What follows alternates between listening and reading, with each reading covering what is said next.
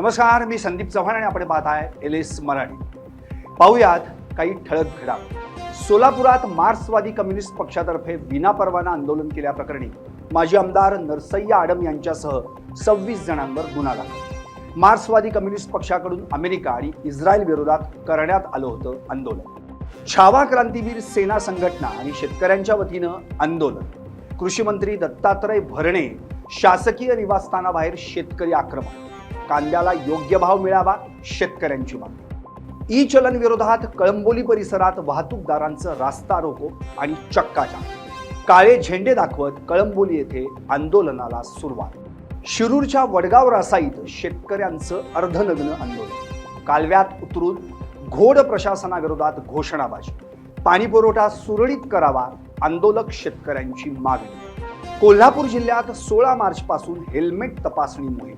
No helmet no entry अभियानाची अंमलबजावणी. विना हेल्मेट दुचाकी चालवणाऱ्या वाहन चालकांवर होणार दंडात्मक कारवाई.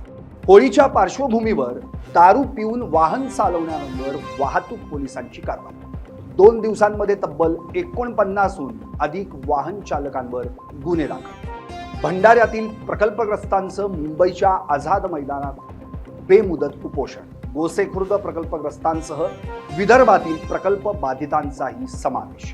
प्रकल्प बाधितांच्या मागण्या राज्य सरकारनं मान्य करण्याची मागणी. राज्यातील वाहतूकदारांचं ई चलन विरोधात आंदोलन. राज्यातील प्रत्येक जिल्हा मुख्यालयासमोर आंदोलन छेडलं गेलंय. ई चलन पद्धतीमुळे वाहतूकदारांवर अन्याय होत असल्याचा आरोप. धुळे जिल्ह्यातील शिरपूर तालुक्यात भेसळयुक्त दुधाचा धक्कादायक प्रकार समोर. शिरपूर तालुक्यातील खर्दे गावातील रहिवासी आशाबाई बोरसे यांनी नेहमीप्रमाणे रात्री दूधवाल्याकडून अर्धा लिटर दूध केलं खरेदी. मात्र दूध गरम करताच ते संपूर्णपणे रबर सारखं गोळ्यात बदललं. शिरूरच्या ढोक सांगवीत गर्भलिंग निदान चाचणी प्रकरण उघड. एका नामांकित क्लिनिकचे डॉक्टर मलगुंडे यांच्यावर प्रशासनाकडून कारवाई. संबंधित डॉक्टरवर गुन्हा दाखल. छत्रपती संभाजीनगरमध्ये महावितरणच्या वीज धोरणाविरोधात सौर ऊर्जा उद्योजकांचा एल्गार. महावितरणनं लागू केलेल्या कथित ग्राहक विरोधी नियमांविरोधात सौर ऊर्जा क्षेत्रातील संघटनांचा आक्रमक पवित्रा. बीड जिल्ह्यातील केच कळंब रोडवर ट्रक आणि एसटीचा अपघात.